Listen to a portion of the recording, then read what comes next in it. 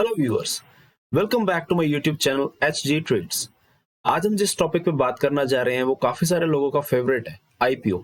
कुछ लोग ऐसे भी होते हैं जो मार्केट में, शेयर मार्केट में पैसा कहीं भी नहीं लगाते हैं सिवाय आईपीओ के। वो बस वेट करते हैं कि कोई अच्छा आईपीओ आए और हम उसमें पैसा लगाएं और 7 दिन में, 10 दिन में हमें हमारा पैसा बढ़कर वापस मिल जाए। तो आज हम जानेंगे कि आईपीओ है क्या। IPO is a process by which a private company goes public. तो दोस्तों, इसका मतलब क्या है? इसको सिंपल टर्म्स में अगर मैं आपको समझाऊं तो आईपीओ एक ऐसा प्रोसेस है जिसके थ्रू कोई भी private company first time public को अपने शेयर्स में इन्वेस्ट करने का मौका देती है through the process of IPO. देखिए, इन्वेस्टर्स प्राइवेट कंपनी के इनिशियली कौन होते हैं? इनिशियली उनके फाउंडर्स, फैमिली मेंबर्स, फ्रेंड्स या फिर वेंचर कैपिटलिस्ट या एंजल इन्वेस्टर्स। जब कंपनी काफी अच्छा ग्रो कर जाती है, उनकी सेल्स काफी अच्छी बूस्टअप हो जाती है, मार्केट में एक रेपुटेशन बन जाती है, उसके बाद एक्सपेंशन के लिए उनको और ज्यादा पैसे की जरूरत पड़ती है।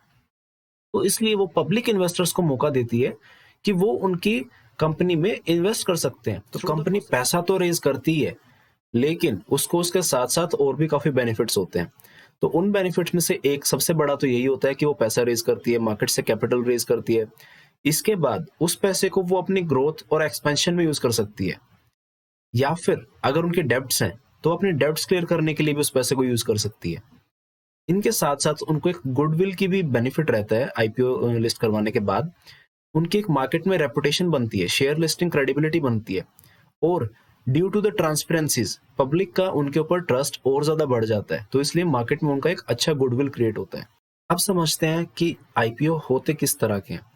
आईपीओ दोस्तों दो तरीके से होते हैं। एक होता है बुक बिल्डिंग ऑफरिंग और एक होता है fix price offering. Book building offering में ये होता है कि एक प्राइस बैंड डिसाइडेड होता है 20% रेंज का, जिसमें आप अपने बिड्स उस 20% की प्राइस बैंड में डाल सकते हो, अपर प्राइस बैंड पे या लोअर प्राइस बैंड पे, जहां पे भी आप चाहो अपनी मर्जी से आप बिड प्लेस कर सकते हो।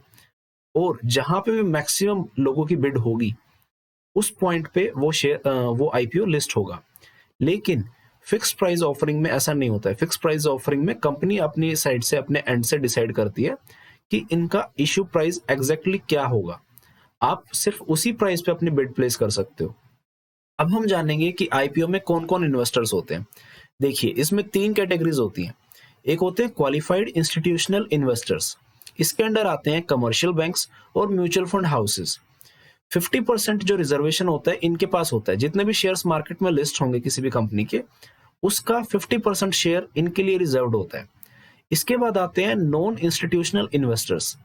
इसमें वो लोग फॉल करते हैं, वो सोसाइटीज, कंपनीज या इंडिविजुअल भी हो सकते हैं, जो 2 लाख से ज्यादा का एप्लीकेशन करते हैं, 2 लाख से ज्यादा के शेयर्स के लिए अप्लाई करते हैं। वो लोग इस कैटेगरी में फॉल करते हैं और उनके लिए 15% शेयर रिजर्व्ड होता है। इसके बाद आते हैं रिटेल इंडिविजुअल इन्वेस्टर्स।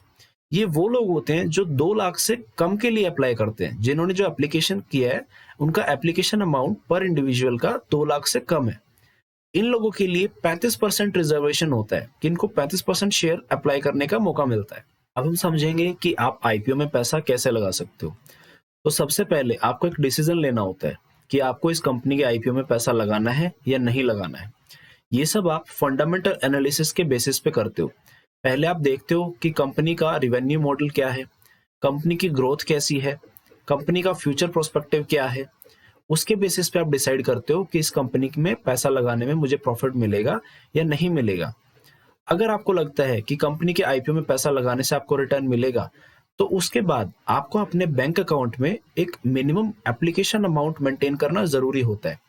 जो भी उस एप्लीकेशन का मिनिमम अमाउंट होगा वो आपके बैंक अकाउंट में होना बहुत जरूरी होता है।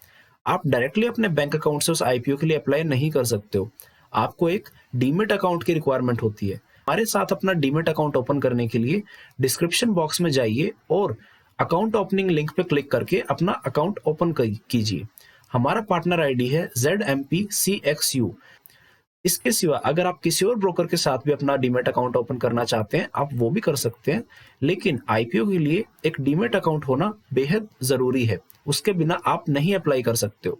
अब मैं आपको कुछ इंपॉर्टेंट बातें बताऊंगा जो कि आपको आईपीओ में अप्लाई करने से पहले पता होनी बहुत जरूरी है। एक सर्विस होती है ASBA, application supported by blocked amount.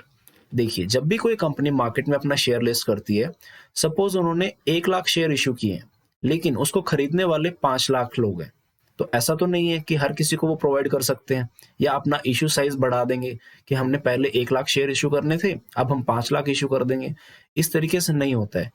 लेकिन हर इंसान को राइट होता है कि वो उनकी एप्लीकेशन लगा सकते हैं आईपीओ में। तो एसबाई एक ऐसी सर्विस है जो जब तक आपको अलॉटमेंट नहीं मिलती है शेयर्स की, तब तक आपके अकाउंट से बैलेंस डिडक्ट नहीं होता। जब आप किसी आईपीओ के लिए अप्लाई करोगे, तो जो भी उसका एप्लीकेशन अमाउंट है, वो अमाउंट आपके बैंक अकाउंट में ब्लॉक हो जाएगा। आप उस पैसे को यूज नहीं कर सकते, लेकिन रहेगा वो आपके बैंक अकाउंट में ही। और जब आपको अलॉटमेंट मिल जाएगी उन शेयर्स की, तब वो आपके बैंक अकाउंट से डिडक्ट होगा। इन केस आपको अलॉटमेंट नहीं मिलती है, तो आपका वो पैसा जो कि ब्लॉक किया गया था बैंक में ही, उसको अनब्लॉक कर दिया जाता है। फिर आप उस पैसे को यूज कर सकते हैं। तो ये सब एएसबीए फैसिलिटी के अंडर होता है। इसके बाद हम जानेंगे इशू डेट। एक इशू डेट कंपनी बताती है कि हम इससे इस दिन के बीच में अपने शेयर्स के लिए एप्लीकेशन एक्सेप्ट करेंगे। एक इशू प्राइस होता है कि कंपनी डिसाइड करती है कि हमें सिर्फ इतने से इतने प्राइस के बीच में ही, जैसे कि हमने आपको बताया था कि ऑफरिंग 2 तरीके से होती है। एक फिक्स प्राइस ऑफरिंग होती है और एक बुक बिल्डिंग ऑफरिंग होती है। अगर फिक्स प्राइस ऑफरिंग है, तो कंपनी इशू प्राइस में डायरेक्टली आपको एक ही प्राइस देती है, जिस प्राइस पे आप उनके एप्लीकेशन के लिए बिड लगा सकते हो। In case book building process के थ्रू आईपीओ आ रहा है, तो आपको एक प्राइस बैंड मिलता है। उस रेंज में आप किसी भी प्राइस पे अपने एप्लीकेशन लगा सकते हो कि मुझे इतने प्राइस पे ये आईपीओ में बाइंग करनी है। इसके बाद एक क्वांटिटी होती है। कंपनी डिसाइड करती है कि क्या उनकी क्वांटिटी में उनको शेयर्स आपको प्रोवाइड करने हैं। वो लॉट्स में आपको शेयर देती है। वो पर्टिकुलरली सिर्फ एक शेयर में आपको इन्वेस्ट करने का मौका नहीं देती है, वो एक लॉट में इन्वेस्ट करने का मौका देती है।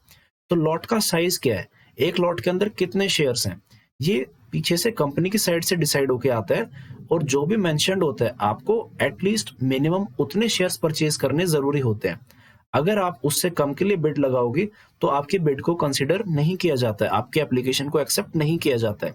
सपोज किसी कंपनी ने एक लॉट में 100 शेयर्स रखे हैं, तो जब आप अपनी एप्लीकेशन लगाओगे, तो आपको या तो 100 शेयर्स के लिए लगानी पड़ेगी, या 200 के लिए, या 300 के लिए, मतलब 100 के मल्टीपल्स में, उसके बीच में नहीं हो सकता। तो इसके बाद होता है लिस्टिंग, कि आपको ये पता होना बहुत जरूरी होता है कि लिस्टिंग कौन से स्टॉक एक्सचेंज पे हो रही है। नॉर्मली जितनी भी अच्छी कंपनीज हैं, वो दोनों ही स्टॉक एक्सचेंज पे होती है, एनएसई पे भी और बीएसई पे भी। तो उनसे हमें पता चलता है कि हाँ, इस कंपनी में लिक्विडिटी अच्छी रहेगी। लिक्विडिटी अच्छी होने का मतलब ये होता है कि जब ये स्टॉक मार्केट में लिस्ट हो जाएगा, इस कंपनी के शेयर्स मार्केट में लिस्ट हो जाएंगे, तो आप उसको उसी समय भी बेच सकते हो। उसमें ऐसा नहीं होगा कि आपने बाइंग कर ली है, लेकिन उसके बाद जब मार्केट में वो शेयर लिस्ट हो गया है, तो आपको उसके लिए कोई बायर नहीं मिल रहा है। ऐसा कभी नहीं होगा। बीएसई और एनएसई पे जो भी स्टॉक एक्सचेंज पे लिस्ट करती हैं कंपनीज, उनमें लिक्विडिटी अच्छी रहती है रिलेटिवली बाकी स्टॉक एक्सचेंज से। तो अब फाइनली जब आपको पता चल गया है कि आईपीओ होता क्या है और आईपीओ में अप्लाई कैसे किया जाता है, तो हम डिस्कस कर लेते हैं कुछ अपकमिंग आईपीओस। अब सबसे नियरेस्ट जो आईपीओ है, वो है आईआरएफसी का आईपीओ।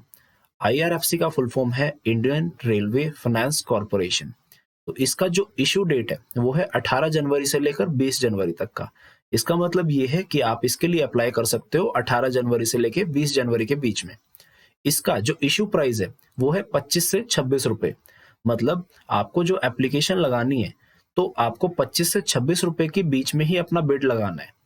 इसके बाद है इसका लॉट साइज। इसका लॉट साइज है 575 शेयर्स का।